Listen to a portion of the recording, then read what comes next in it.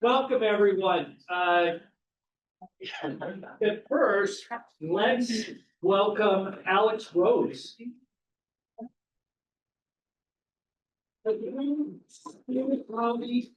President. So, welcome. We look forward to working with you over the next year. And as customary, we always invite the ASU president to sing the fight song. So By himself. So, but welcome. Congratulations. It'll be a fun year, I hope. And representing the faculty, we also welcome the incoming academic senate president, Dr. Richard Price. Yeah. Okay. From the Department of English. Okay. And then we're going to, and we want to acknowledge and thank Dr. Harriet Hopp for her leadership and her role over the past year.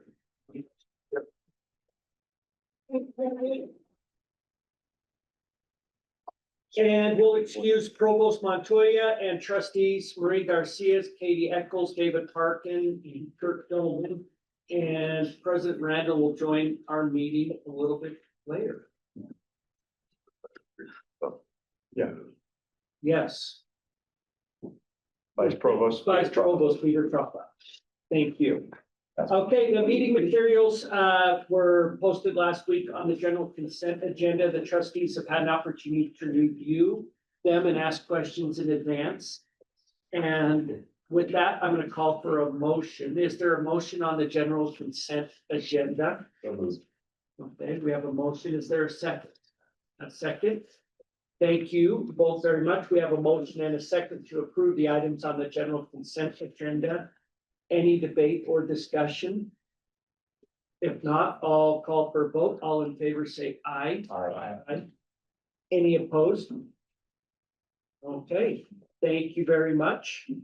I am now going to invite Sue Shin, Associate Professor of Family and Consumer Studies, and Daniel Carlson, Associate Professor of Family and Consumer Studies, to introduce item 3.01, the MA Financial Planning and Counseling.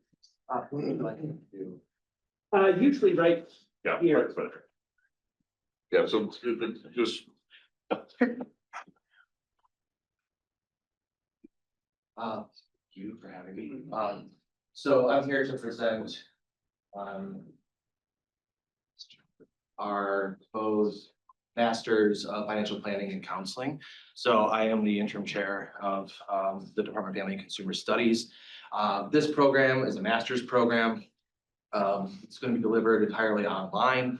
It's non-thesis based, and we're anticipating a start hopefully no earlier than fall 2025.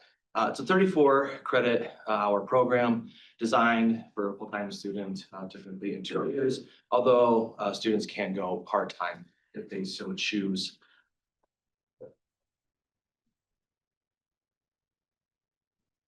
The program aligns, well with the mission of the University of Utah, not only with its respect to societal impact, but also a focus on enhancing well-being and also emphasizing civic responsibility, creating ethical and responsible citizenry. The program is a financial planning and counseling program. The program is unique and different from other financial planning programs in the USHE system. So, UVU has a program, State has a program. Those are all housed in the business school. This will be housed in the College of Social Behavioral Sciences. And what's distinct about the program is not only its delivery online, which is a focus on non-traditional students and, extends to, interested students outside of the state, but also its focus on financial counseling. So this isn't just a program that trains folks to help you with wealth management, but also helps people, especially low-income individuals, learn the ins and outs of finances, create wealth, helps them, with the taxes, things of that nature. So again, this is the focus on societal impact and community engagement. So we're going to equip students with the knowledge and skills to help clients achieve their financial goals, manage their finances, and make informed decisions with respect to today's complex financial landscape. These are going to be largely non-traditional students who are already in financial fields. So they will be pursuing a certified financial planner credential or become an accredited financial counselor.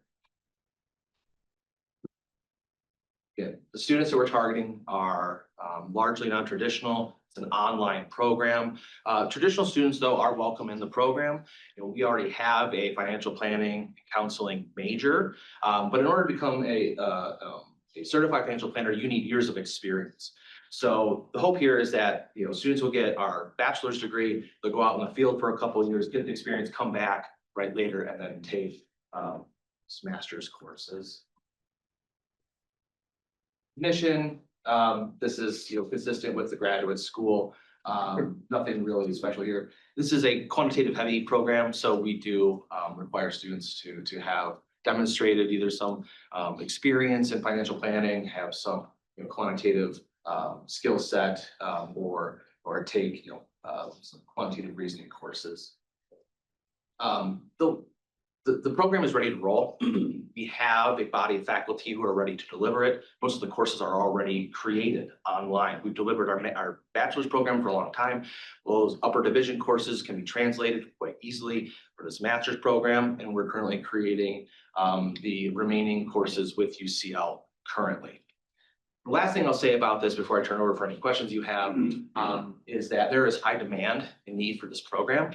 So financial planning counseling is experiencing year-over-year growth about 33% in these jobs. The programs that currently exist, there's a handful. The national kind of exemplar program at Kansas State is growing 30 to 35% a year in terms of enrollment. Financial planners on average make about $120,000 a year. That is also growing at about a 30% rate year over year. So there's a lot of demand for this kind of degree. There is a space for us and a niche for us to fill here that's different from other university institutions in the UCHI system. And we anticipate that our students will be very successful in their fields. Thank you. And if you have any questions, please, happy to answer them.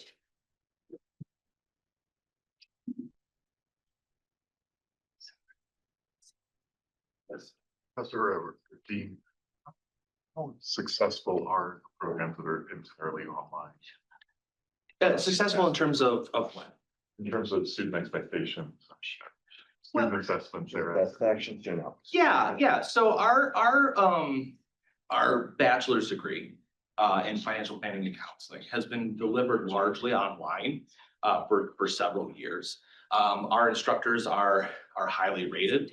Our enrollments have been increasing over time.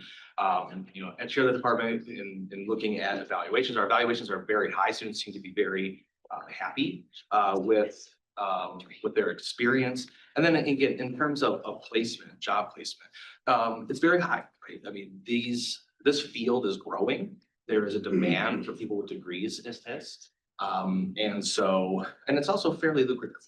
So not only do they find jobs, but they do very well when they complete their degrees. I believe that the outcomes are the same, irrespective of the physical degree versus the online degree.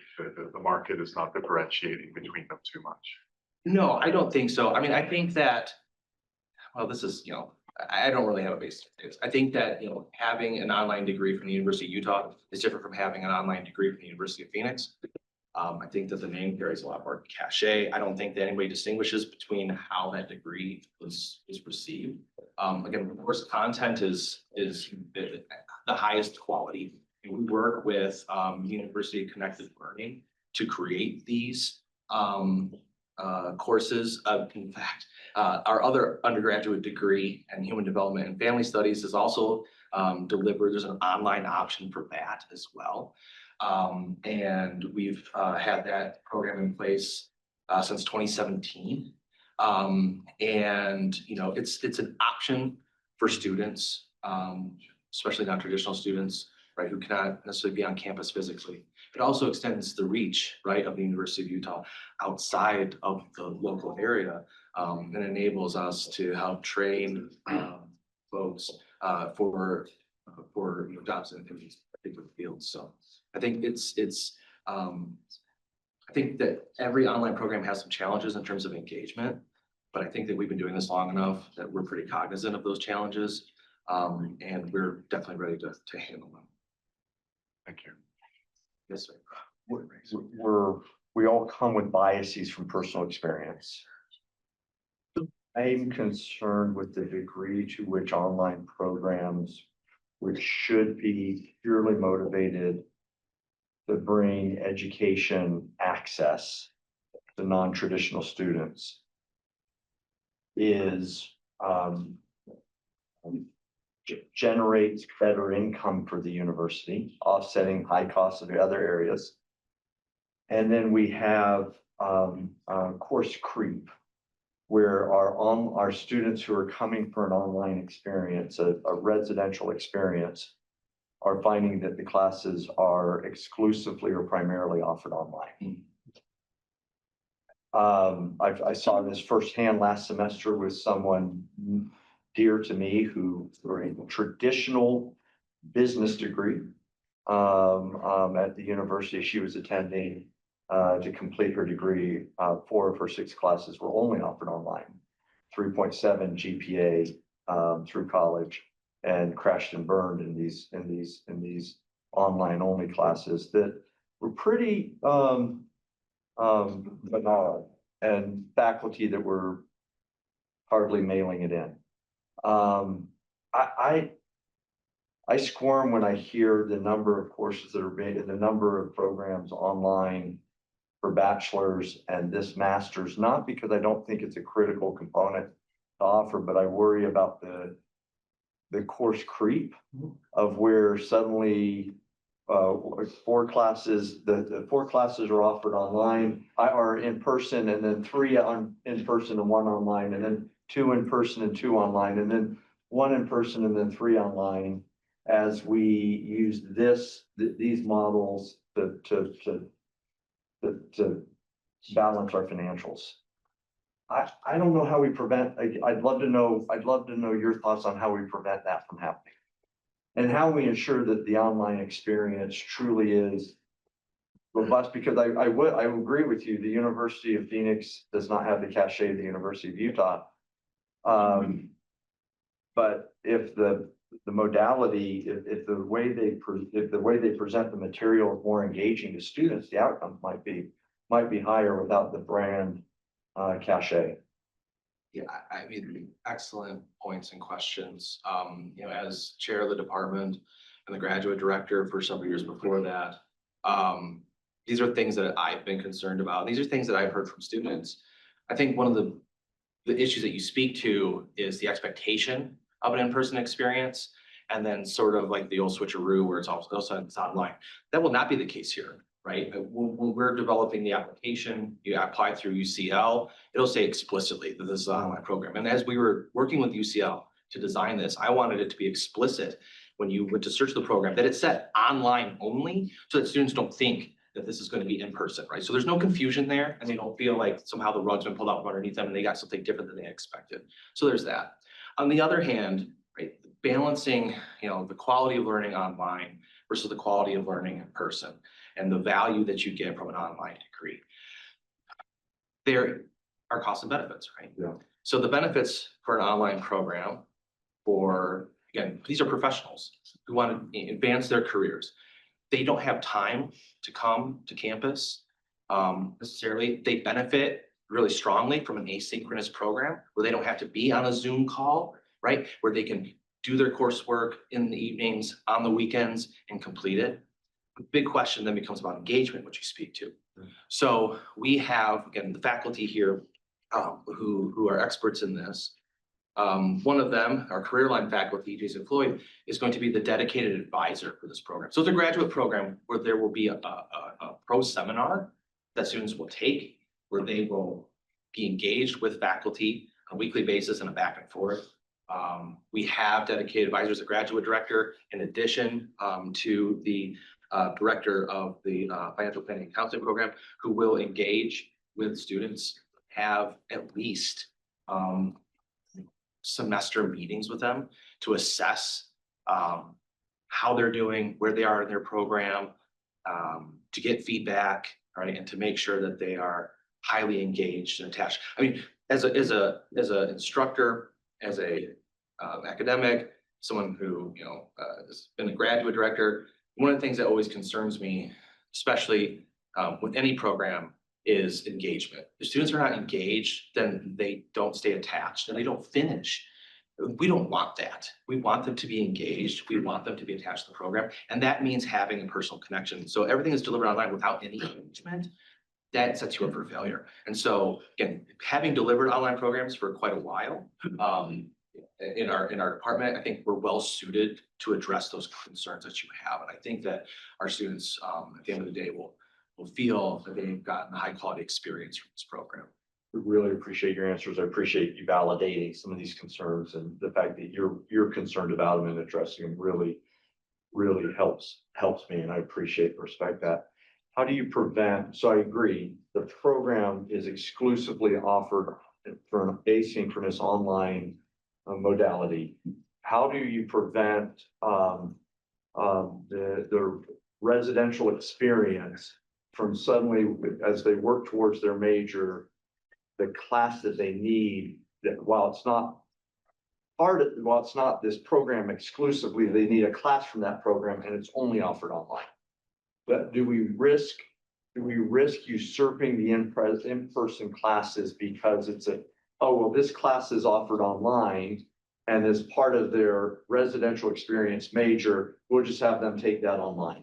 I think that's the kind of scope that I'm worried about preventing from happening. Yeah, that's a good question. So we are not going to take any courses that are delivered in person and move them online. We already have some online courses for the undergraduate major. Those will exist and continue to exist, and we will take the master's. Because again, at the university, upper division undergraduate courses, the 5,000, 6,000 level also satisfy master's requirements, right? So we can dual enroll undergraduates and graduates program, which is efficient. We're not going to move any in-person courses online to satisfy this program, right? This program is not going to usurp our in-person undergraduate mission. This program is, if I understand, you're signing up for a master's online. Yes. Yes. And Christian, what I'm worried about is agreed. But that it However- will be more online than actually. Inadvertently, when we're creating the program, this class counts towards the major.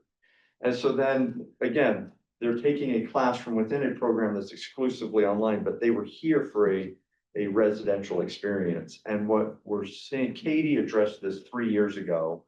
And I remember her saying something to the effect of, I'm worried about the inadvertent creep that occurs, that very well-intentioned online classes, in the end, we start seeing the ratios transitioning. And so the students, I am hearing increasingly students saying, the class I had to have was only offered online. And that makes me squirm. Yeah, and let me counter that just real quick. Yeah, If I can, because this is an important issue. I know it's a little bit aside from this, and I know for time, obviously issues. But when we offer in-person classes, sometimes they don't fill because the demand is for online. So, the anecdotes of, some people are like, oh, I wanted this class, and I have them too. I've had students be like, hey, I want to be in person. All my classes are online. And then when we go to scheduling and we start saying, okay, you know what, let's offer these in person, they don't fill. And the ones that fill are the online. So where students registering, where the demand is being shown to us is online. And it's problematic. It's hard to kind of thread that needle. So I just wanted to put that out there. I was gonna say, Peter, you probably have. Yeah, a lot of insight into this, because this is your area. Right, a lot of what Dan has said resonates with me, and I think it addresses Megan's concerns.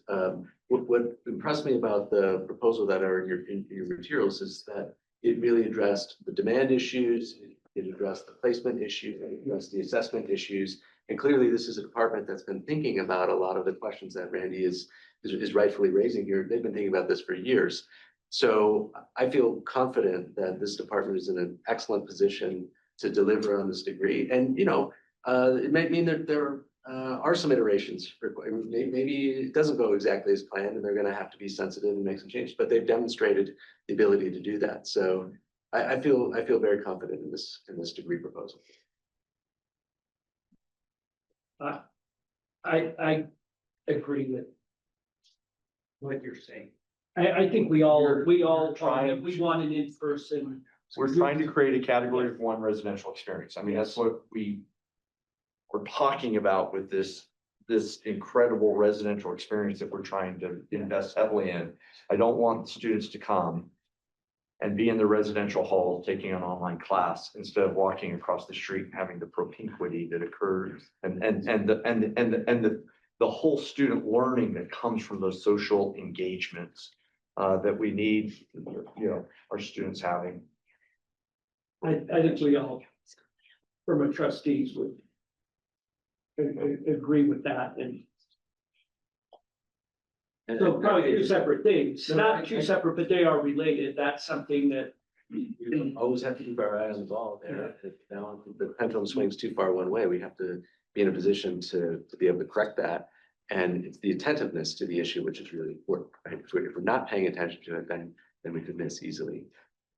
Again, in the context of this proposal, I think there has been a history of good attentiveness to that. Chair Carpenter here, so. That's from my side. Okay. Any further questions, discussion? If not, I'll call for a motion. Is there a motion to approve item 3.01, a master's arts and financial planning and counseling degree? I'll make that motion subject to the thoughts that Randy has raised, which are important thoughts as we kind of think of these programs in the future. A second? Second. Okay, we have a motion and a second on item 3.01. Any further discussion? If not, I'll call for a vote. All in favor, say aye. Aye. Any opposed? Thank you, and Randy, thank you for bringing this up. I think it's a bigger thing that we need to be working with. With the provost office to address. Happy to have more conversations about that. Okay, we'll now invite Jacob Hochholter, Associate Professor of Mechanical Engineering. And Mark Mayor to, let's see, to introduce item 3.02. Did I get your name? Hochholter, yeah. Yes, I've seen some interesting ones with voice to text, so my favorite is how to talk for itself. That's not about talking. Yeah. Okay, so I am here to present to you our new proposed degree program for a Master's of Science in Aerospace Engineering. So quick, I'm an associate professor in mechanical engineering. I've also worked at NASA for 17 years now, the first 10 as a civil servant and the last 7 as a contractor while I've been here at the University of Utah. So really I'm going to give first kind of an introduction of the overview of this program and essentially what we need this program to do. So the first is kind of a status. Of course, we're here today at the Board of Trustees. This passed through the college, the department, and our curriculum committee who sort of proposed this idea all unanimously. Through the academic senate, there were 74 yes and 1 no. Through the CAO review, there were a handful of minor comments that were addressed essentially by clarifying the overall proposal. So the motivation for this aerospace engineering program has really come from our local industry and our IAB feedback. That's really what's pushing that along with student desire, student need. And so especially over the last 10 years, we've had consistent feedback from our IAB, from folks like Northrop Grumman, Hill Air Force Base, Lockheed Martin, Ball Aerospace. So all of those very prevalent companies here in the state have been, asking us to build this up. Just this year, the Governor's Office of Economic Opportunity, or GOEO, reported that there were 944 active aerospace and defense companies within our state. And about 2% of the people that are employed within the state are employed within that area, within aerospace defense. Another interesting stat is that the Department of Defense in 2023 spent just under $7 billion, just under $9 billion, 8.6 billion in the state. And that was a fourfold increase over 2019, and we're expected to see even more now in the next kind of 4-year report. So attributed. that just growth in many areas. So first of all, the state has been pushing towards getting a spaceport, which is essentially a place where Boeing Starliner is expected to land their spacecraft for public travel. That is being proposed by the state to go out here at Dugway. NASA fact, or Utah fact, is Utah was the final 3 to get NASA Kennedy when the proposed sites were there. Ultimately, Utah lost out because there was no water for them to land back at. But yeah, this is a long history.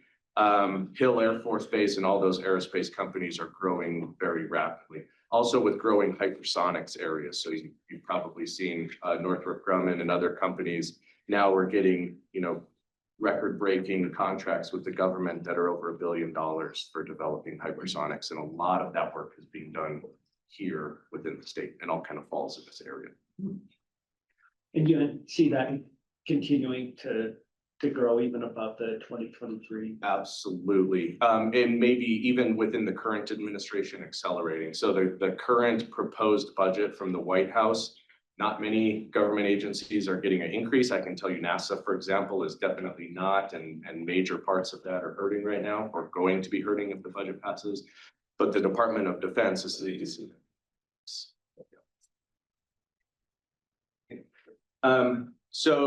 growth within our department, mechanical engineering in the last 2 years has hired 3 tenure track faculty and also a couple of lecturers. Currently within our department, we have about 15 faculty who support this aerospace curriculum. So that is to say, we don't need to hire new people to make this grow. And I'll get a little bit more into this in the budget. But through the engineering initiative that's been provided by the state over the last 20 or 25 years or whatever it's been, the College of Engineering and their hiring process. And so we have the faculty and the facilities that will support this now. So in the end, the interest, or why we want to do this, is first and foremost the students. So one of the things that we hear from the students a lot, especially our top students, is they want to pursue a career in aerospace engineering. The University of Utah does not have such a degree. So the first reason why our curriculum committee brought this up is many of our top students who fit into that bin, that they want to go into that area, they go to California or they go to Colorado to do their master's degree. And so we're losing all those top students. And so this is partly a retention, especially of those top students. So currently within our undergrad program, we have an aerospace emphasis. And right now there's 120 students in that emphasis. And we have now 5 emphasis areas in mechanical engineering. And this is by a significant margin our most popular. And then just to kind of end in the overview with costs. So there's no new courses required, there's no new hires required, and there's no new special accreditation required. So essentially what we're proposing is taking what we already have and branding, essentially making a new degree program out of what already exists in the department. Okay, so overall the curriculum, the entire curriculum is being passed through as 3 different things. The first, and what we're talking about today, is the Master of Science. The second is a BS-MS, which is currently being held up with broader questions about when does a BS become an MS. And so that is currently on pause. And then additionally, because of IAB feedback, we're bringing along a grad certificate with this program as well. And so a grad certificate essentially has a lower bar, 15 credits instead of 30 credits.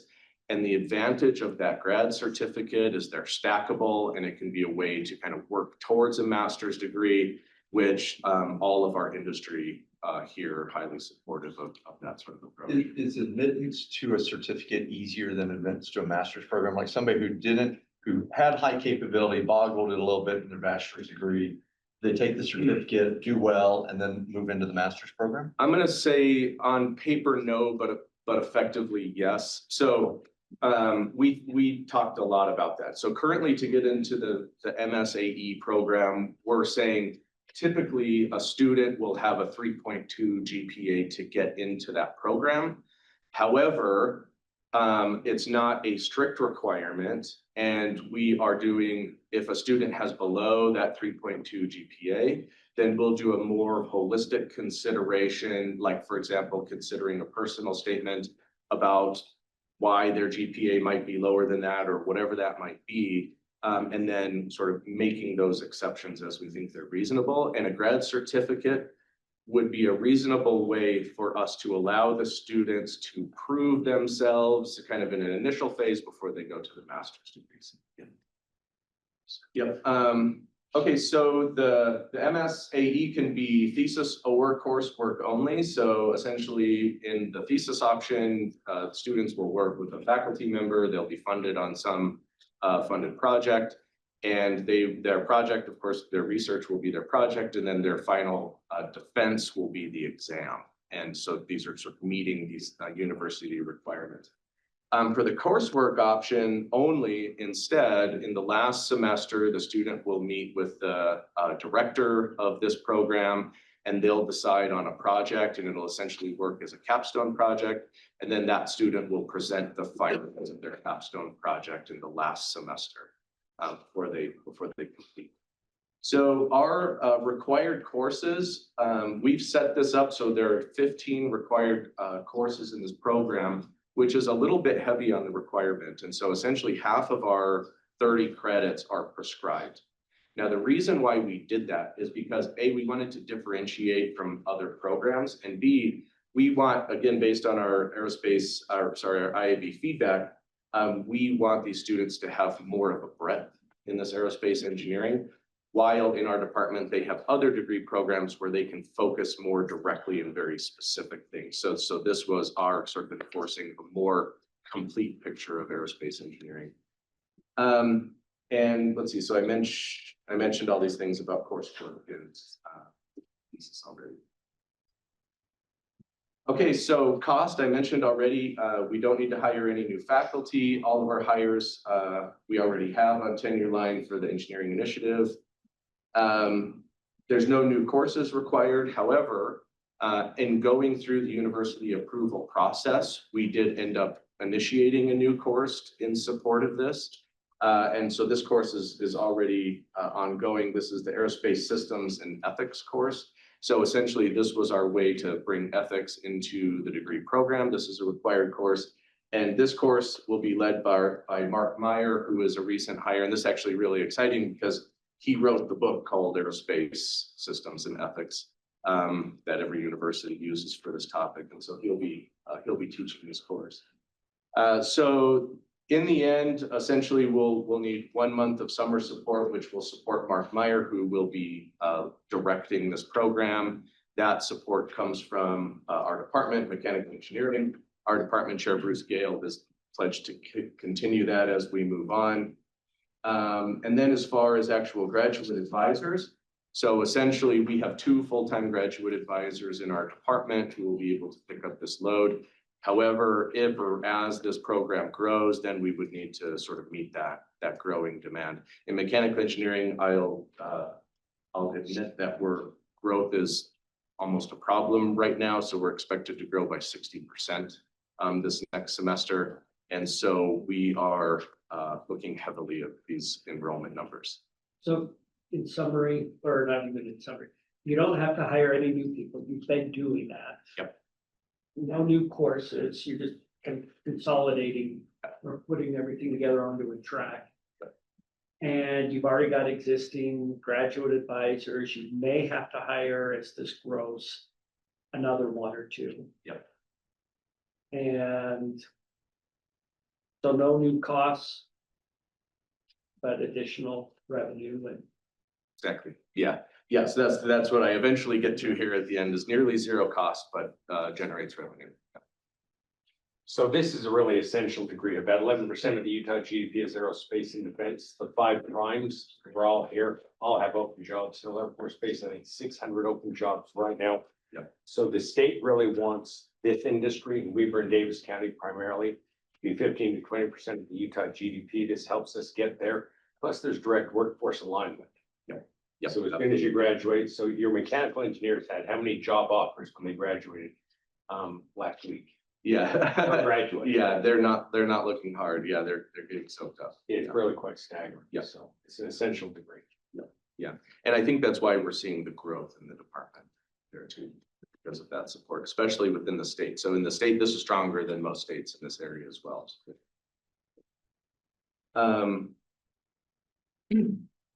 Okay, so lastly with accreditation, so AVET is the Engineering Accreditation Board. So this was the first thing that we looked into in terms of accreditation. What we sort of already knew, but realized is that AVET will only accredit one degree program with the same name, right? So for example, you don't accredit your Bachelor of Science in Mechanical Engineering and your Master of Science in Mechanical Engineering. You just accredit one of those. So our question was, do we accredit the master's degree in aerospace and the bachelor's degree in mechanical engineering? And so we essentially did just kind of a survey of all the data we could gather from universities across the US. In the end, there are 62 universities in the US with aerospace engineering degrees. None of those have an accredited master's degree program. So in other words, there's never been an instance of a university doing that. They all accredit the Bachelor of Science degree, and that's the thing that gets attached to the master. So we're essentially following suit and doing the same exact thing, and that makes perfect sense. In the future, if we do decide to do a Bachelor of Science in aerospace, then we will get that accredited, of course, but there's no current plan to do a Bachelor of Science in aerospace. I believe that's it. Yep. Okay. Any comments, questions? Okay, So moved. so moved. All right. Why don't we call for a motion then? Make a motion. Okay, that we approve item 3.02, a MS in aerospace engineering degree. We have a motion from trustee Shumway, and Sam second. Any debate or discussion on the motion? Okay. All in favor, say aye. Aye. Any opposed? Okay, thank you so much. We'll now go to invite Arnav. And I cannot pronounce the last name. Chakraborty. Yes.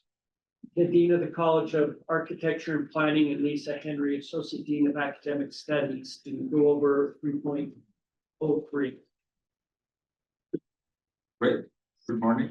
Thank you for the opportunity to be here to discuss the proposed degree of Bachelor of Arts in Architectural Studies in the School of Architecture and the College of Architecture and Planning. I'll make a few remarks and then pass it to Associate Dean Lisa Henry, who is also ex-chair in the School of Architecture that's sending this proposal to you all. So School of Architecture at the U is the oldest and the only program in the state of Utah to have an accredited architecture degree. That's our Bachelor of Architecture degree.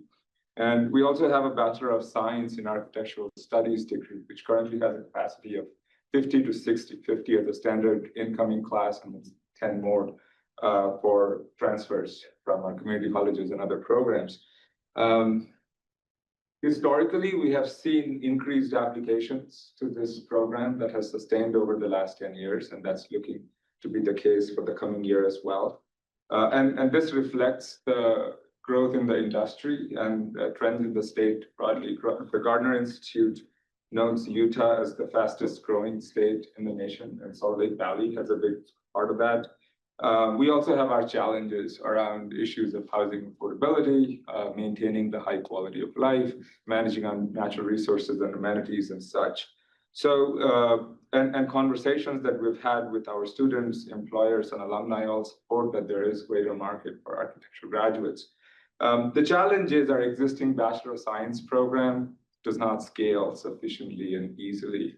We run more design-oriented studios that are 14 to 16 students per instructor and need large spaces to maintain. And over the last 3 to 5 years, we have had as many as twice the number of applicants, qualified applicants into our Bachelor of Science program as there are number of seats. And these applicants whom we are not able to accommodate in our existing bachelor's program don't necessarily transition easily to other majors on campus, like several other programs that we have that they do. So we have identified the Bachelor of Arts in Architectural Studies as an alternative undergraduate major that will provide room for our interested architecture aspirants to find a place in the major, and then give them a degree that they could use both to pursue a master in architecture if they choose, or else have the agility to pursue other affiliated fields such as urban planning, real estate, design, etc., as an alternative major. I would say the goals of this program align well with the broader changes we're observing in the discipline. They address the graduation and retention rate goals that the campus and our college has set, and they also scale with the trends we're seeing in the industry and in the community. We are working on several details that Dr. Henry will present to us, and I'll turn it over. So we were given a list of questions that you guys might be interested in. So I just sort of structured my presentation around those questions. The first, does the program fit within the institution's mission? This program is designed to support the University of Utah's mission on 3 levels. That is student success, persistence and graduation, belonging, that is creating a community for our students, as well as including the state of Utah and all of the communities that we design and work in that sort of sense of belonging. And then sustainability, one of our core values in the School of Architecture. The building industry is one of the major sort of bad actors in sustainability. And so looking at new research, new methods of design, new methods of project delivery to ensure a sustainable future for the state of Utah. The reason that we have the student success issue is, as Arnab was saying, the BSAS has a fixed student to faculty ratio. This is because of the intense design studio. The design studio, every student has a desk in the studio. Every student has one-on-one interaction with faculty. It's an incredibly bespoke sort of individualized education to create leaders in the field, right? We also require math and physics. So students have to have calculus and physics in order to get the BSAS. This can be very difficult for students who don't have AP and math when they come into the university. So we're seeing that one of our persistence issues is that students come in without advanced placement. They have to take 3 or 4 semesters of math in order to get to the classes we need them to take. And that creates a problem, particularly in underserved communities where students don't have opportunities to take AP math. So they don't qualify for that. They just can't get on that track. Or It's for them to get on the track. What ends up happening is they take an extra year to get the math, and then they apply into the program. And that's been one of the problems. Those are the students that will tend to stick around for a couple of years and apply, and then they don't get in, and eventually they drop out because they've spent all this time waiting, sort of. And that's one of the major problems that we're trying to So address. this kind of allows you to add more students, get them on a more flexible track to do the math, do the physics. Absolutely. Do everything, but still do a lot of that same, almost exact same coursework, or They don't do the exact same coursework. So what there's not as many studios. they're not as many studios exactly. So what we're doing is the BSAS will become a kind of pre-professional. It will really be focused on design and profession. That will track to a 2-year graduate degree that leads to the architecture license.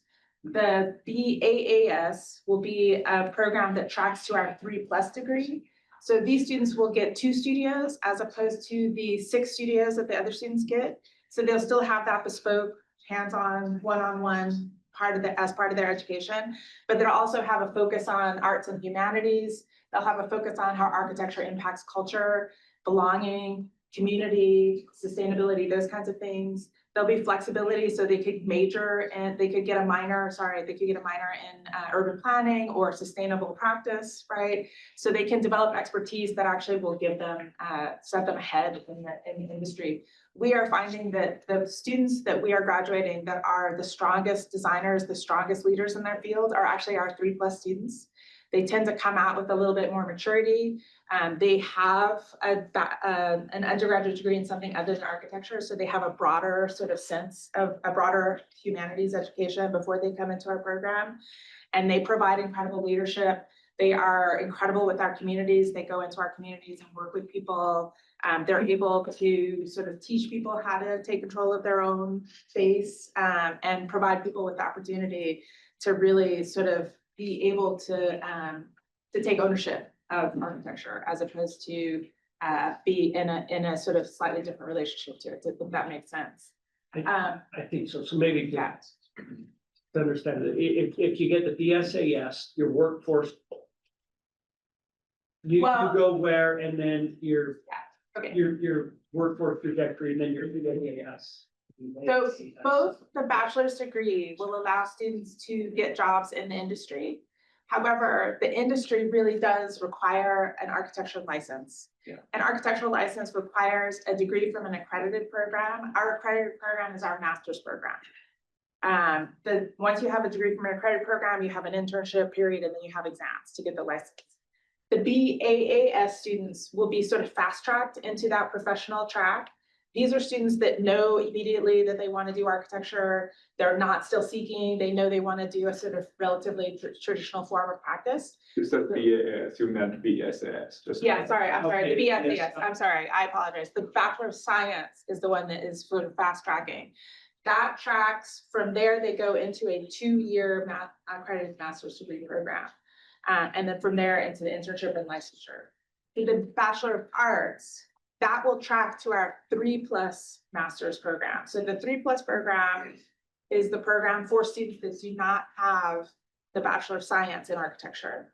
So we get students there from music, from engineering, from construction management. We get students there from art, from drama, from games. We get a really broad variety of students that come into that program.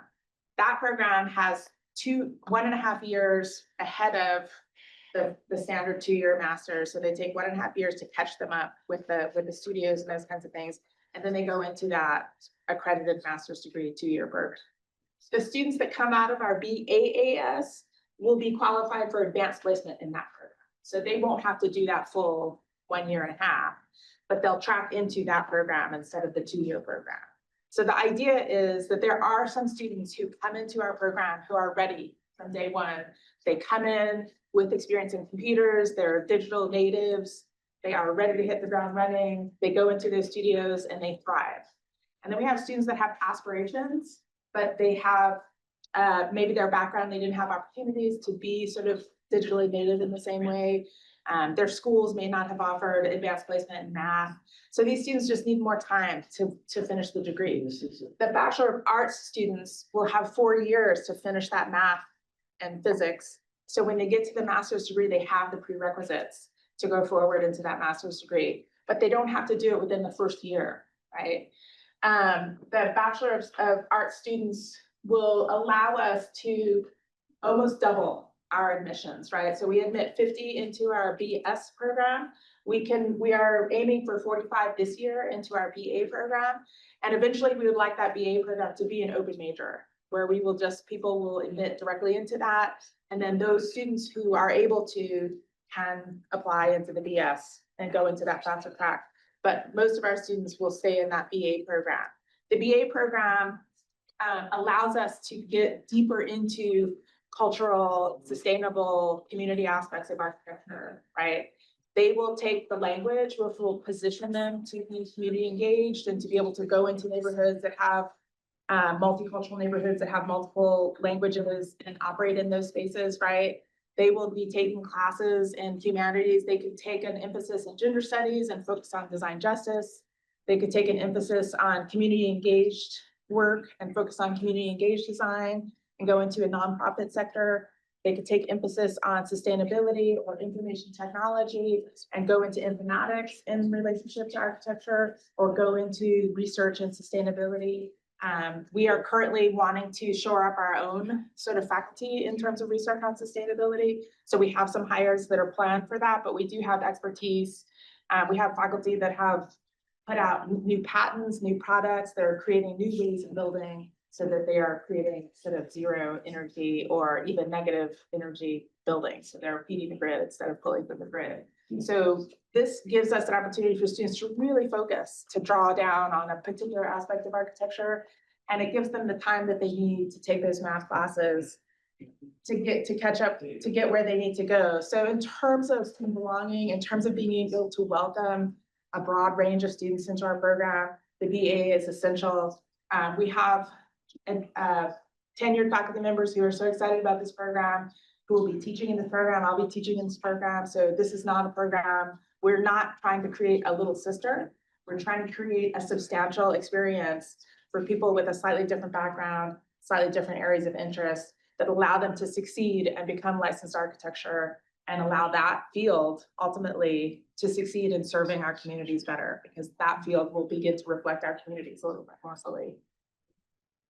Let me ask you, there are people like Christian and I in our personal lives work with architects every day. So large firms, GSBS, designing the building next door, Beam, Right. Nichols Naylor, or sole practitioners, depending on the scope or the size of the project. Mhm. Will this degree have the same mathematic rigor?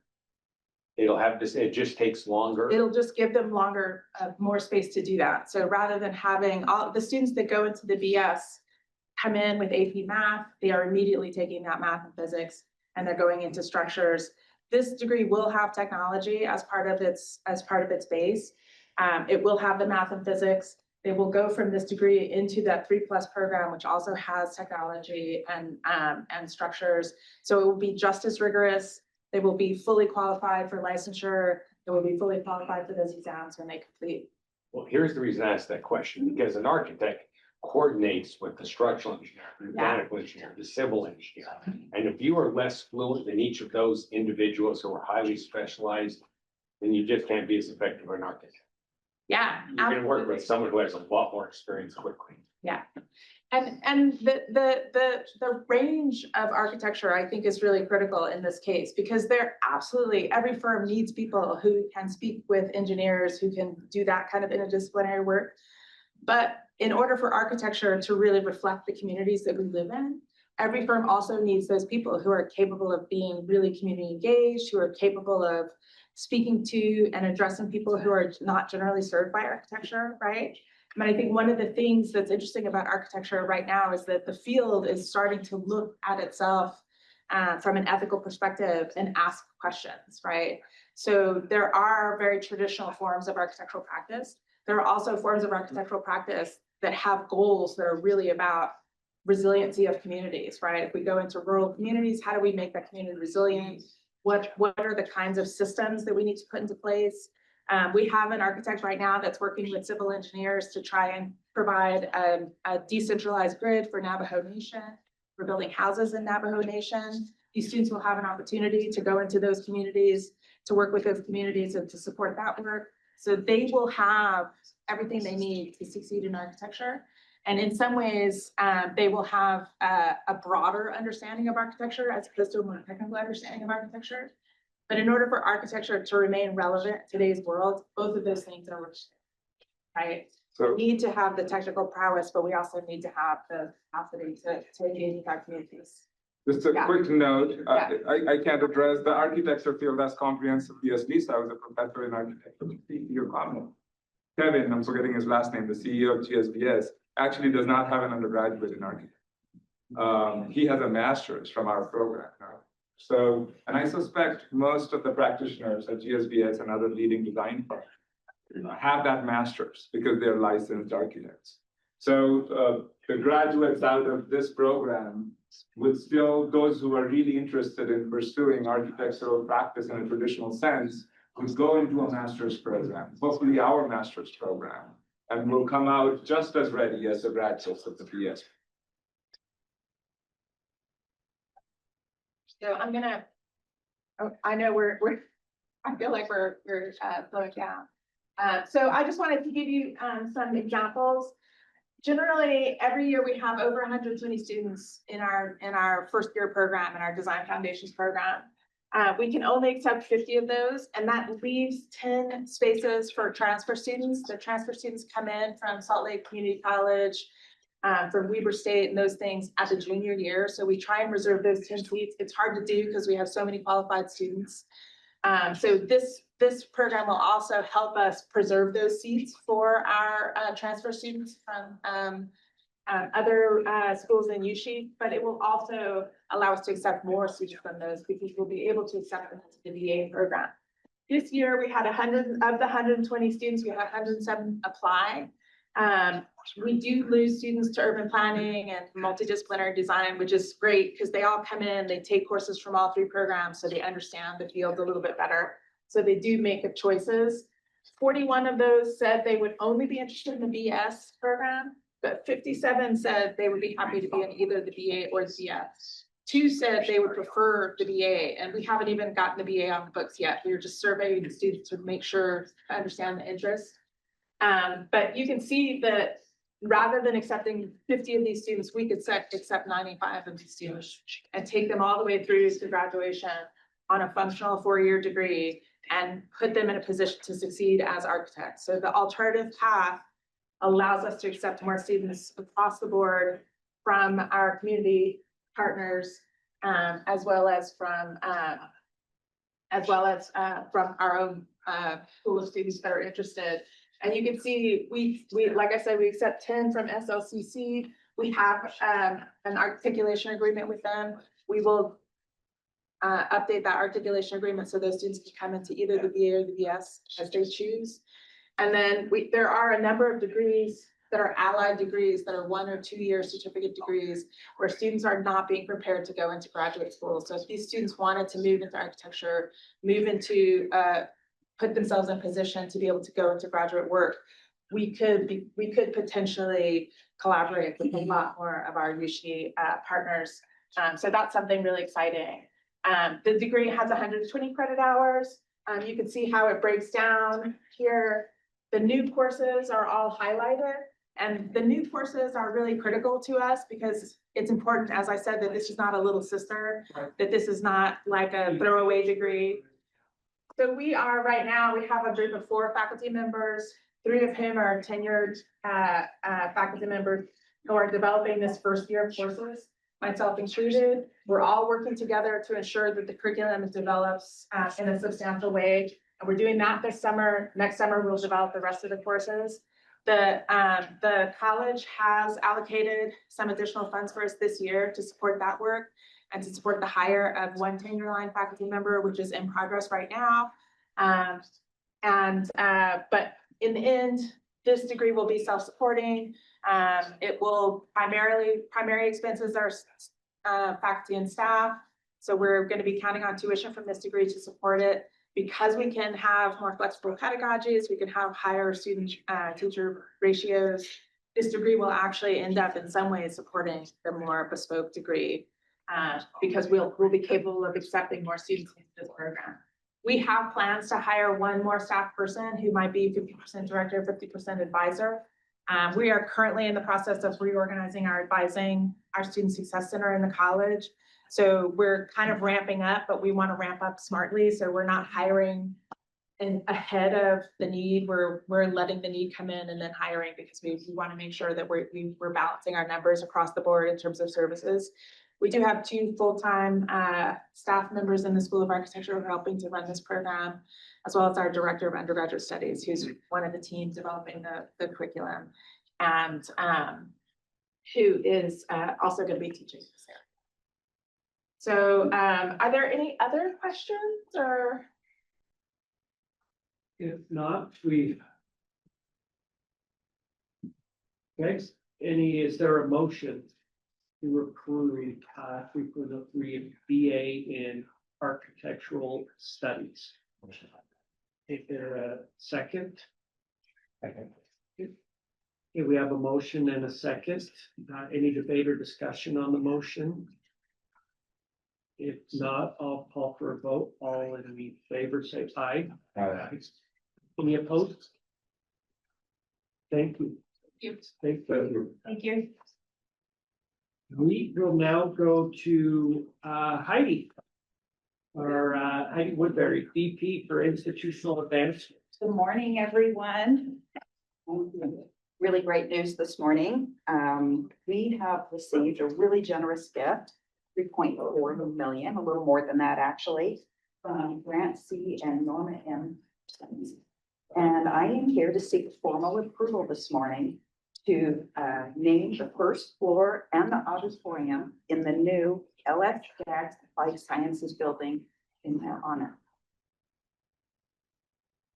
Okay, I love that. Yeah, good news. I always feel bad that we have to vote on it because it's such a generous. You haven't said no yet. I know. So- So move with gratitude. Yes. Okay. Is there a second for that? Second.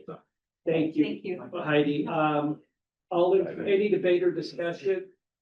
All in favor, say aye. Aye. Any opposed? Thank you, Heidi, and thank you. Let's go to Chris Nelson to introduce and handle the board leadership questions. Yeah, and our two candidates aren't here to object to themselves, so. Based on a straw vote and recommendation, our recommendation is to have you all create a motion to approve Katie Eccles as chair and David Parkin as vice chair, each for a 2-year term beginning on July 1st, 2025. But in the process, this is my first election, but I think we just need a motion for that and then a second and a vote. You need a motion to fire me first.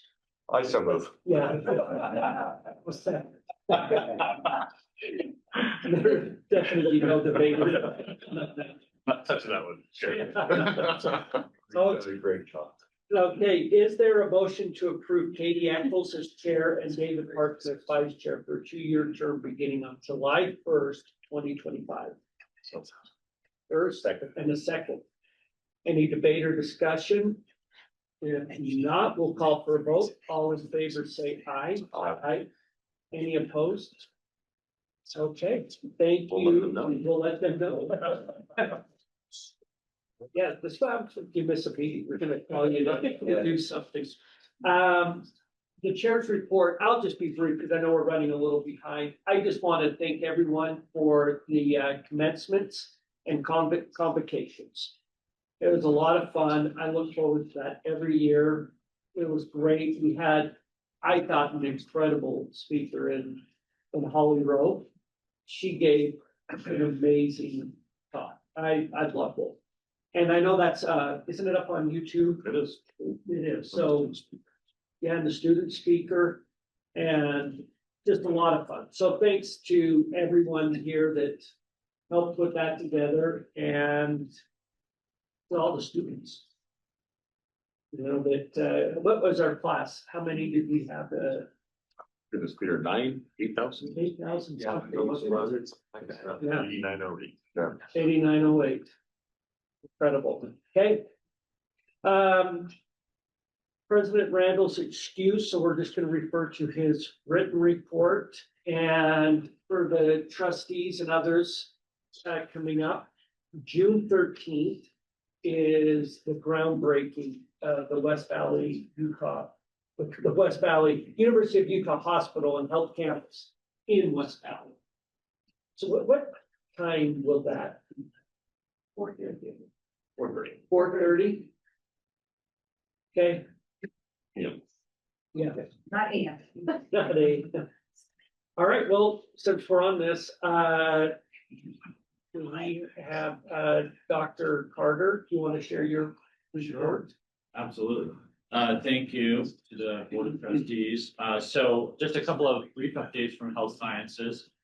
We celebrated Randy Olson's 46 years of service as department chair and turning the then one-person division of ophthalmology into a top 10 juggernaut in ophthalmology at the Moran Eye Center. And I think that's worthy of recognition and what a great distinction.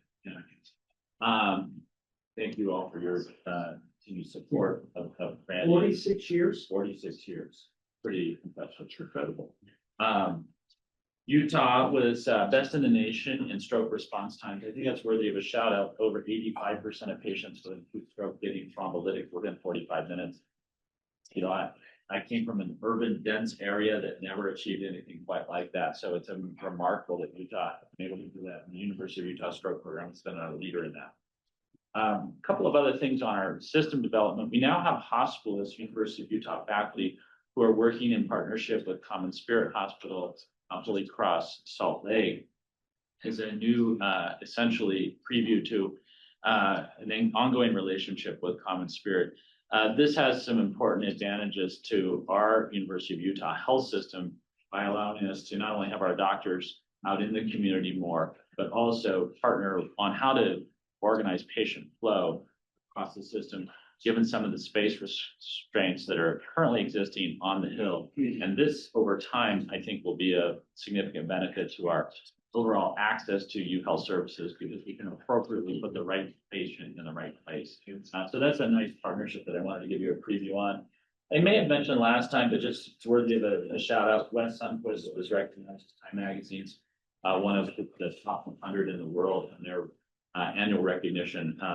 Wes's discoveries in HIV prevention, transmission prevention have been truly remarkable and really putting Utah on the map in that space. The last thing I'll mention is as we've expanded our view of the University of Utah health system, we're looking forward to West Valley, we're looking forward to projects down in Vineyard with our Huntsman Cancer Institute. We've recognized the need for our leaders our health sciences leaders to have a broader system view than some of the more significant yet somewhat siloed leadership roles that they've had. And so to that end, we've expanded the roles of several individuals and I'll just kind of highlight what those are. So Sam Finlayson, who's currently our interim dean of our medical school, will take on the role of University of Utah Health System Chief Clinical Officer.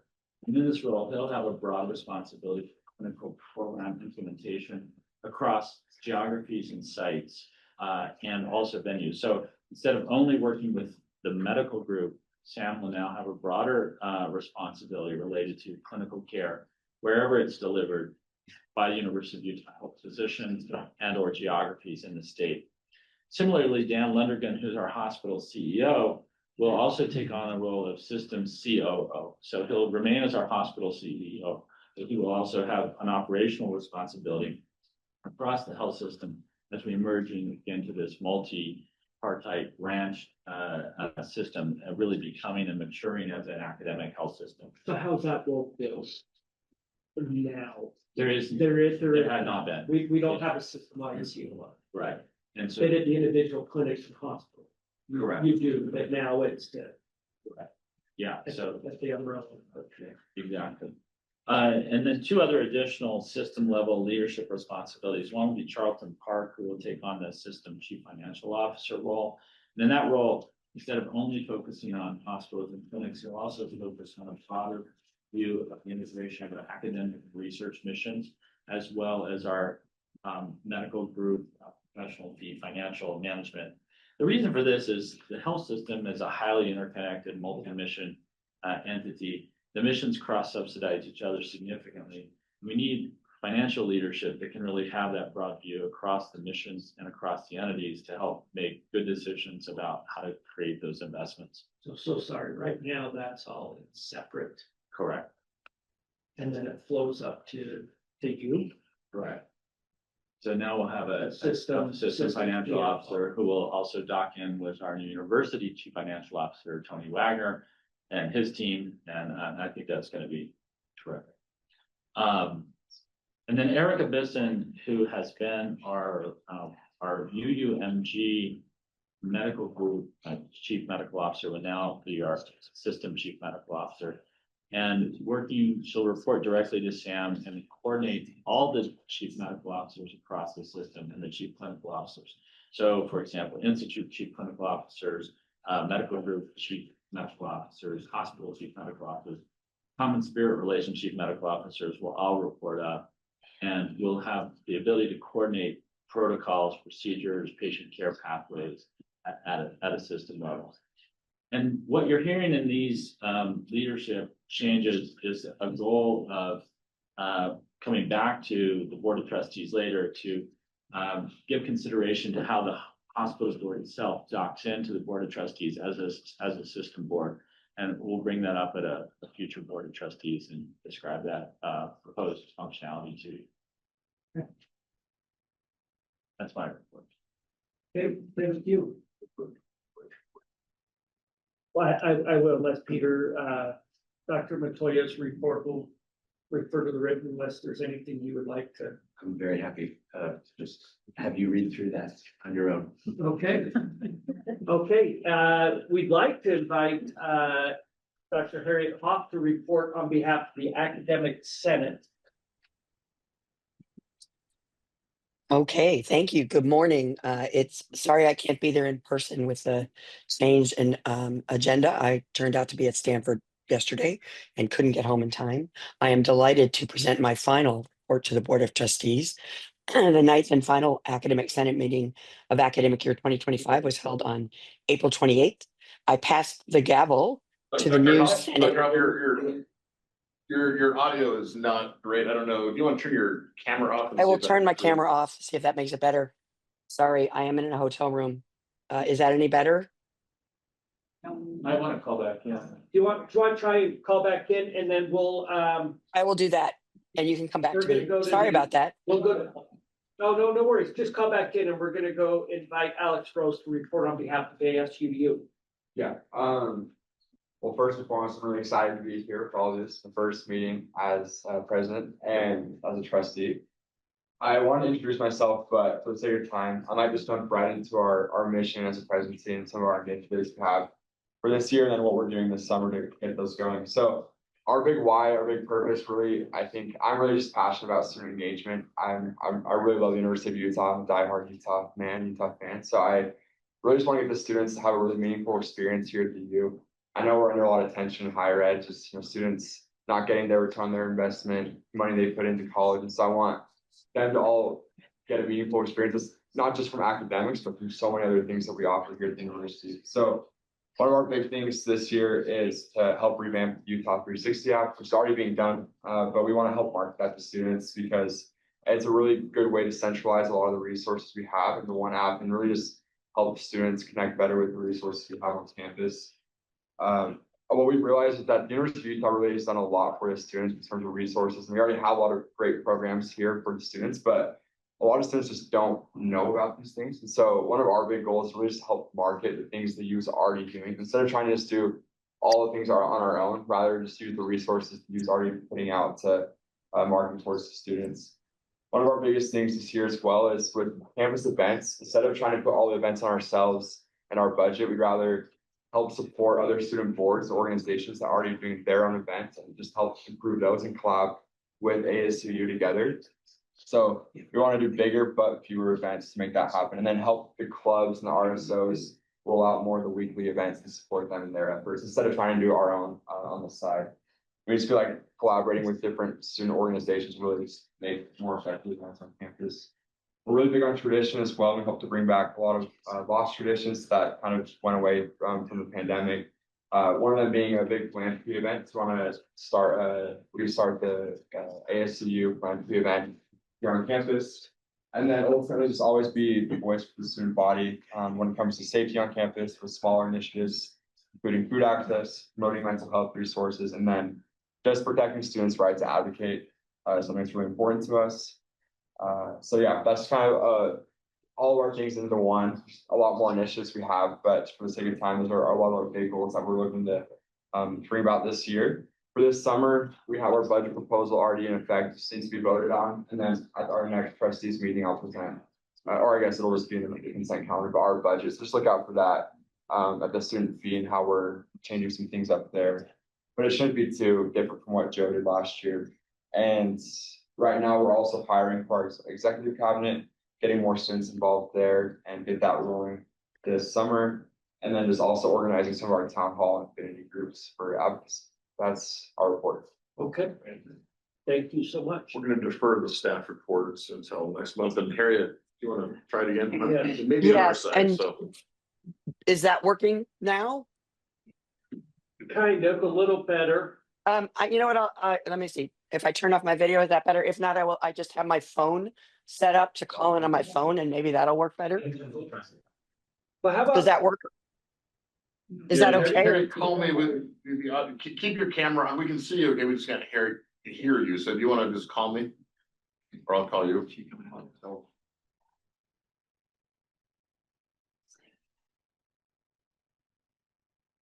There we go.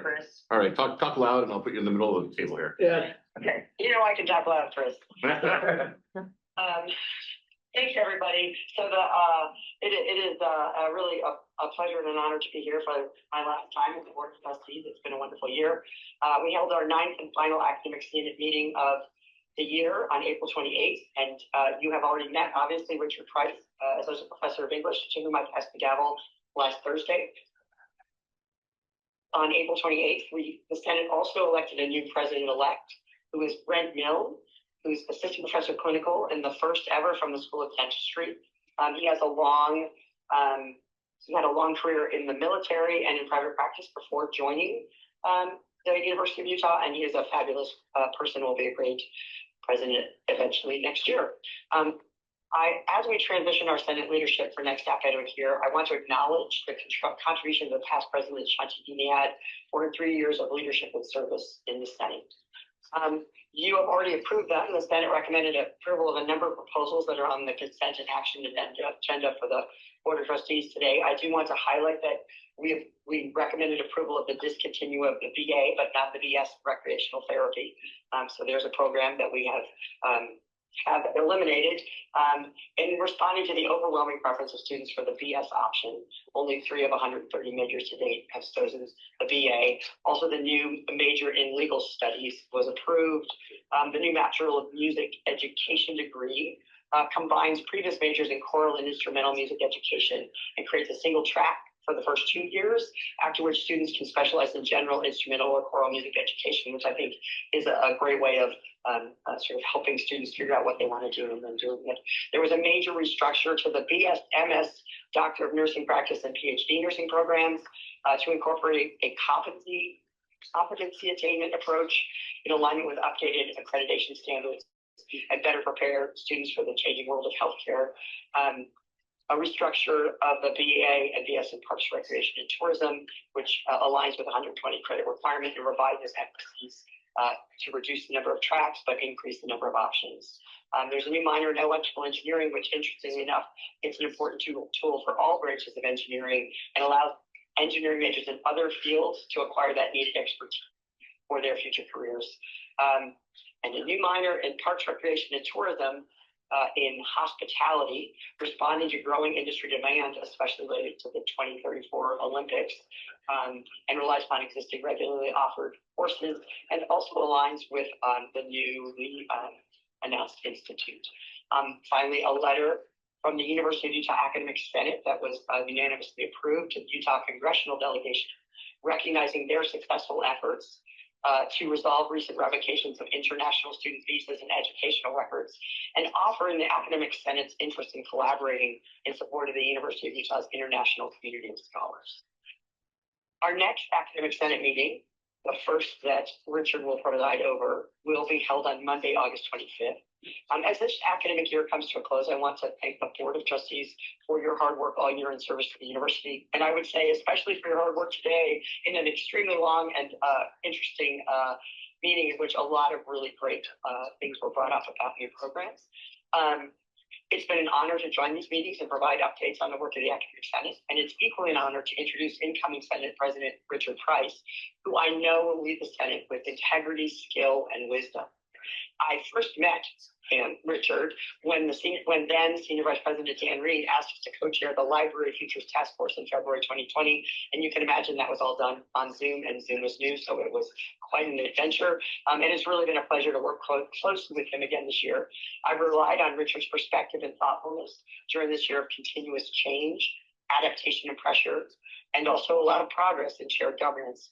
He brings to this role a serious and scholarly approach to leadership and understanding of how the Senate works, along with outstanding skill as a wordsmith in that he is from the Department of English. And with that, I have completed my final report, and I very much appreciate the adaptation to, I don't know what my technological challenges are today, and for being here. Well, Dr. Hopp, let me just say a big thanks, give you a big shout out for all of your hard work over the year. You were a very stabilizing influence, and we just appreciate so much what you did. We had a lot of interesting things over the year, and we really appreciated your leadership and input and your help. So thank you so much. Thank you. Thank you very much. She's been really phenomenal academic senate. Big shoes to fill. We loved working with her. She was amazing. I learned a tremendous amount from her. Yeah. Thank you. So don't go too far away. Thank you, Larry. Richard, what to, no, I Yes, yeah. I'm trying to provide my perspective to Richard, who does not let me tell him what to do. Yeah. He was something, which is a fabulous thing. Thank you. Well, thank you. Thank you. I think we now will go to, We're gonna close the meeting now. yeah, it's the alumni report. We just have that. That's, do you want to? Yeah, I'll just raise 2 points. I'll point to the written report. The U alumni launched its first annual National Day of Service with 10 service projects across the nation that hundreds of our alumni participated in. So we're really proud of that. And then each of our alumni would have received a little yellow card asking them to update their information as part of the 175th anniversary. And that's resulted in 8,000 alumni so far calling in and sharing part of their oral history. And so we're getting great information and learning a lot about it. Otherwise, I'll refer to the report. Okay. Thank you. So at this point, I am going to close the meeting. So can I have a vote to? I'd like to make the motion to close the Board of Trustees meeting for the purpose to discuss matters appropriate for executive session under Utah's Open and Public Meeting Act 52-4-205. Do we have a second? Second, okay. All in favor, say aye. Aye. Any opposed? None, okay, we'll close this and go into. And for those watching, this will end the public meeting. There'll be no additional business for the board back. So we'll close this and then.